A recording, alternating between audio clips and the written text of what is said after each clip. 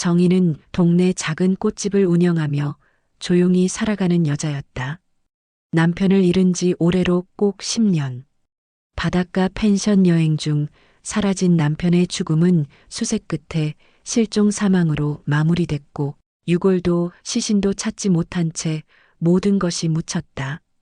사람들은 다 잊으라고 했고 정희도 그렇게 믿으려 했다.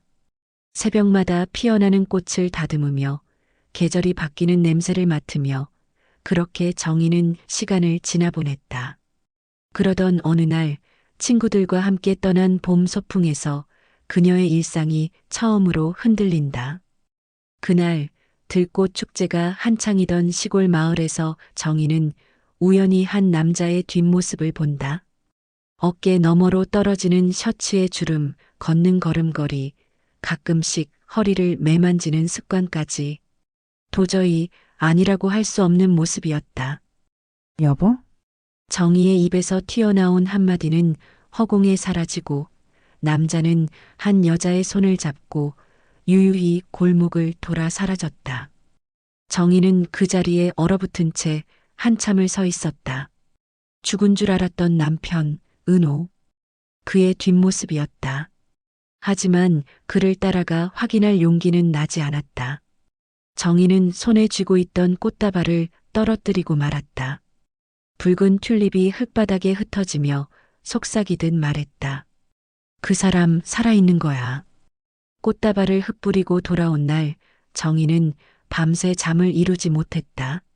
흘러가는 시간 속에 사라졌다고 믿었던 사람의 뒷모습이 너무도 선명했다.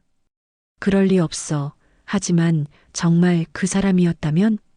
다음 날 정희는 다시 그 마을로 향했다. 핑계가 필요했다. 마을회관 근처에서 열린 벼룩시장에 꽃을 납품하는 지인을 돕는다며 꽃상자를 들고 나타났다. 하지만 손보다 먼저 움직이는 건 눈이었다. 어디선가 다시 그 뒷모습이 나타나지 않을까 두리번거리는 시선은 쉬이 멈추지 않았다. 그리고 운명처럼 그가 다시 나타났다. 남자는 마을 입구에서 무언가를 사들고 나타나 골목 안으로 사라졌다. 이번엔 놓치지 않았다. 정희는 조심스럽게 그 뒤를 따라갔다. 햇살이 따사롭게 비추는 골목, 오래된 벽돌집 앞에 도착한 남자는 익숙한 손놀림으로 문을 열고 들어갔다. 잠시 후 그 안에서 어린 여자아이의 웃음소리와 함께 여자의 목소리가 들려왔다. 여보, 아이스크림 샀어? 정희는 심장이 쿵 내려앉는 소리를 들었다. 그 여자의 말투, 태도, 익숙함은 남편을 부르는 아내의 목소리였다. 창문 너머로 비친 풍경은 더욱 잔인했다. 은호였다. 틀림없었다. 머리가 조금 휘어졌고 웃는 주름이 더 깊었지만 그 표정, 말투, 자세까지 정희가 알던 그대로였다. 그는 아이를 안고 웃으며 말했다. 그럼 아빠가 제일 좋아하는 거 사왔지. 정희는 한 발짝도 움직이지 못한 채 창밖에 그 사람을 바라봤다. 한때 자신의 전부였던 남자, 그리고 지금은 다른 여자의 남편, 다른 아이의 아빠로 살아가는 그 사람. 그 순간 정희의 눈에 서서히 눈물이 맺혔다. 그의 삶에서 자신은 완전히 지워진 존재였다는 걸 알게 된 순간이었다. 하지만 떠날 수 없었다. 왜 그는 죽음을 가장했는지, 왜 자신을 버렸는지, 그리고 지금은 어떤 이름으로 살아가는지. 정희는 모든 진실을 직접 확인해야만 한다고 느꼈다. 그녀는 입술을 깨물며 돌아섰다.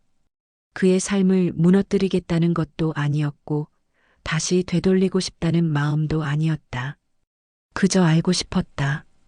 어떻게 그럴 수 있었는지. 그리고 그 순간 그녀는 이미 평범한 일상으로는 다시 돌아갈 수 없다는 걸 알았다. 정희는 며칠째 꽃집 문을 열지 않았다. 마을에서 돌아온 그날 이후 그녀의 머릿속은 온통 은호로 가득했다. 10년 전 바닷가에서 갑자기 사라졌던 남편. 바위 틈에서 발견된 은호의 지갑과 구두, 그리고 실족사 추정이라는 수사 결과. 하지만 지금 그 사람은 살아 있었다. 전혀 다른 얼굴로, 전혀 다른 이름으로. 정희는 결심했다. 진실을 마주하려면 이제는 움직여야 한다. 그녀는 마을 근처의 사진관을 찾았다. 며칠 전 마을 축제의 사진이 벽면 가득 붙어 있었고 그 중 한 장에 뚜렷하게 보였다. 은호, 그리고 그 옆에 여자와 아이. 사진관 주인은 말했다. 아, 저 사람들요? 작년 가을쯤에 이사 왔어요. 이름이 이진우 씨였나? 이진우. 정희는 목 안으로 낯선 돌덩이를 꿀꺽 삼킨 듯 했다. 새로운 이름, 새로운 삶. 그녀는 마을 주민센터로 향했다. 기록을 열람할 수는 없었지만 주변의 이야기를 통해 퍼즐을 맞춰가기 시작했다. 진우 씨는 1년 전 아내와 딸과 함께 이사 온 3인 가족. 서울에서 왔다는 것 외엔 알려진 게 없고 동네에서도 조용히 지내는 편이라는 말뿐이었다. 그리고 마침내 정희는 그 여자의 이름을 듣게 된다. 윤소정. 정희는 어디선가 들은 듯한 이름에 고개를 갸웃했다. 그 순간 정희의 핸드폰에 전화 한 통이 걸려온다. 화면에는 지수 언니라는 이름이 떴다. 정희야, 너 요즘 어디 아파? 며칠째 꽃집 문도 안 열고 걱정돼서 전화했어. 정희는 숨을 고르고 말한다. 언니 나 은호 봤어. 잠시의 침묵 끝에 지수는 떨리는 목소리로 말한다. 무슨 말이야? 은호가 살아있다고? 그래. 살아있어. 다른 여자랑 다른 이름으로. 지수는 숨을 들이마셨다. 정희야, 그 여자가 혹시 윤소정이야? 정희는 그 이름이 나오자 등줄기로 소름이 돋았다. 어떻게 알아? 그리고 지수의 입에서 나온 한마디가 정희의 세상을 다시 무너뜨렸다. 그 여자 너희 결혼식 날 은호 옆에 앉아 있었던 은호 첫사랑이야. 밤이 깊어지도록 정희는 잠들지 못했다. 지수 언니의 말이 계속 귓가를 맴돌았다. 은호의 첫사랑 윤소정. 자신의 결혼식 날 신랑의 가족석에 앉아있던 여자. 그때도 이상했었다. 정희는 그날 은호의 손이 유난히 차갑다고 느꼈고 시종일관 눈길을 피하던 그의 시선이 지금에 와서야 이해가 되는 듯했다. 그 여자랑 끝난 게 아니었구나. 정희는 오래된 앨범을 꺼냈다. 결혼식 사진 속 은호의 곁에서 뭔가 불편한 미소를 짓고 있는 한 여자. 소정이었다. 다시 보니 그녀의 손목엔 지금 그 집 창문 너머로 보였던 팔찌와 똑같은 것이 걸려 있었다. 그 순간 정희의 마음속 무언가가 확실히 부서졌다. 단순한 사라짐이 아니었다. 은호는 그날 이후에도 소정과 이어져 있었다. 그리고 결국 그녀를 선택한 것이다. 다음 날 정희는 다시 마을로 향했다. 이번엔 꽃차를 핑계 삼아 소정이 운영하는 공방에 들어갔다. 마치 모르는 사람인 척, 처음 보는 사람인 척. 정희는 자신의 속마음을 꼭꼭 눌러 담고 인사를 건넸다.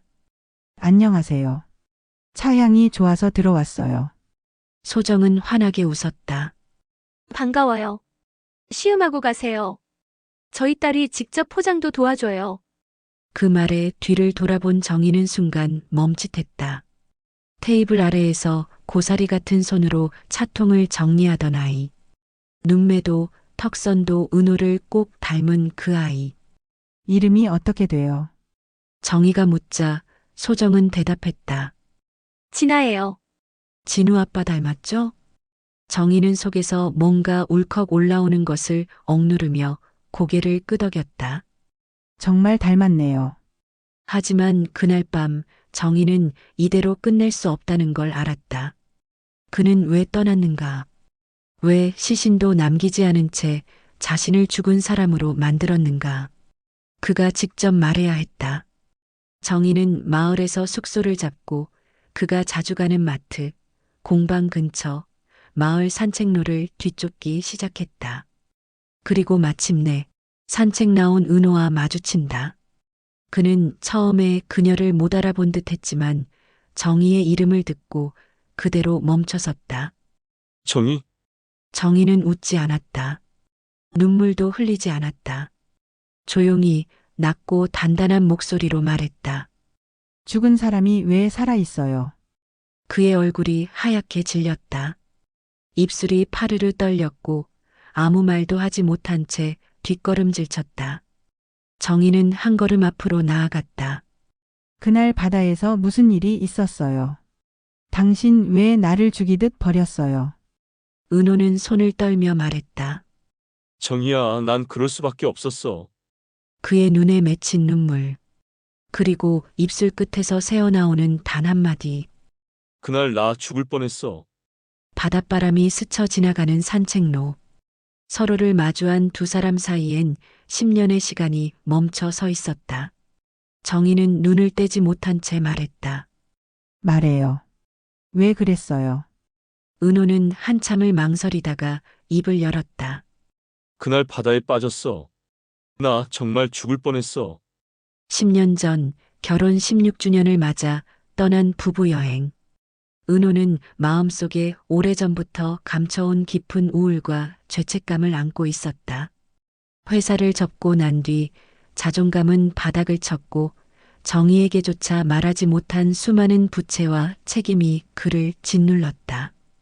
그날 그는 해변 바위 위에서 혼자 맥주를 마시고 있었다고 했다.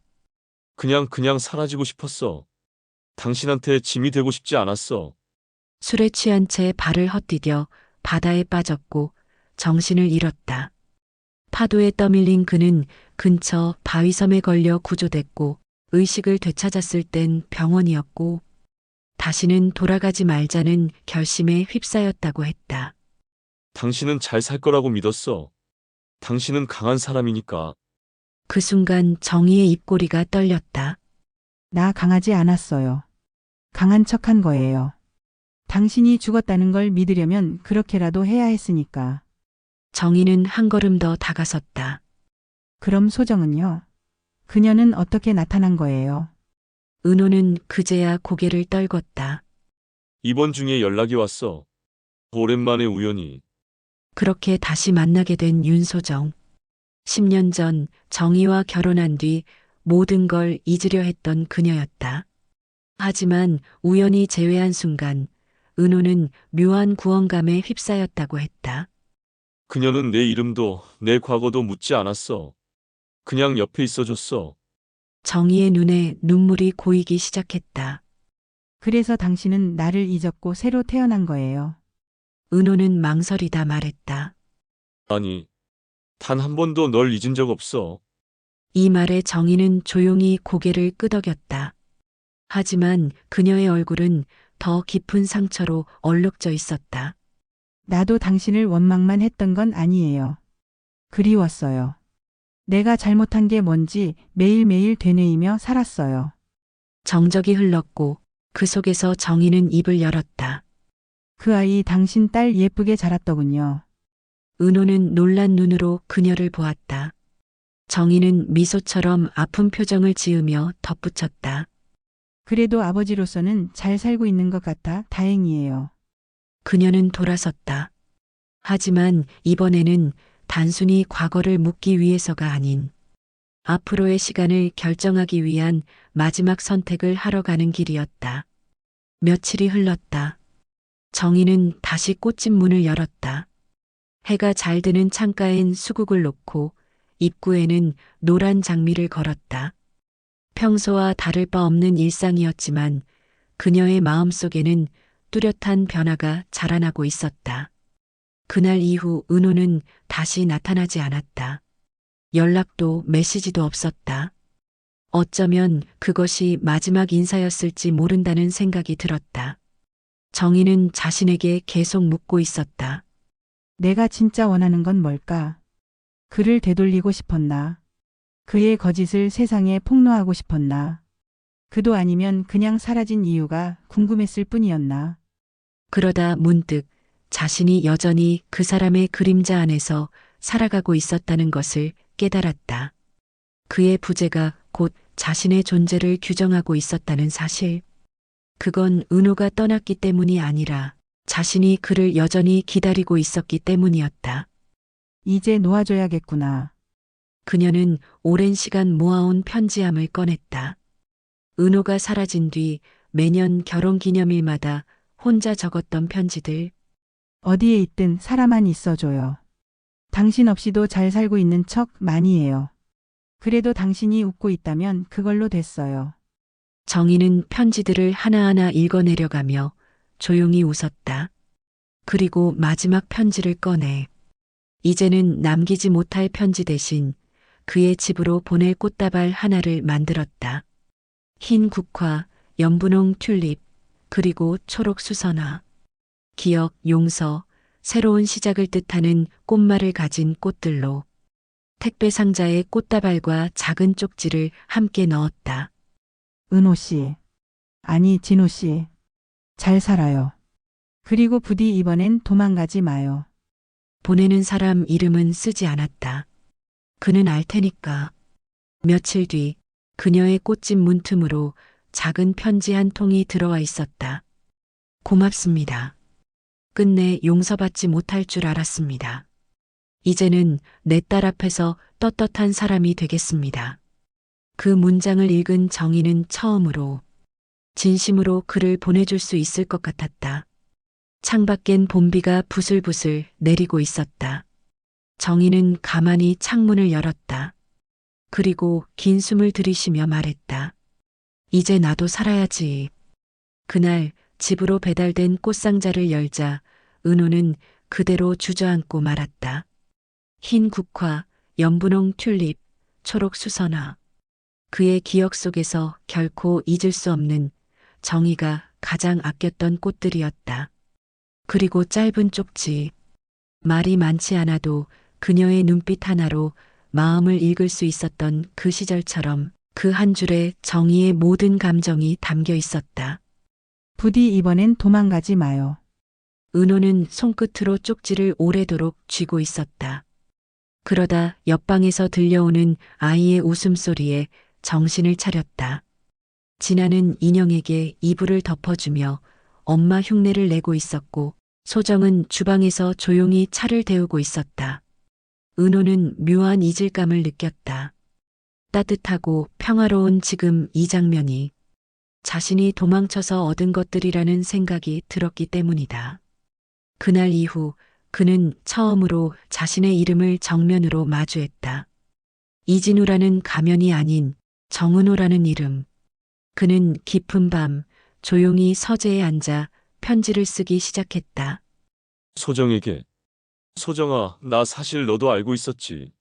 내 안에 아직 끝내지 못한 시간이 있었다는 걸. 하지만 이제는 끝내야겠어.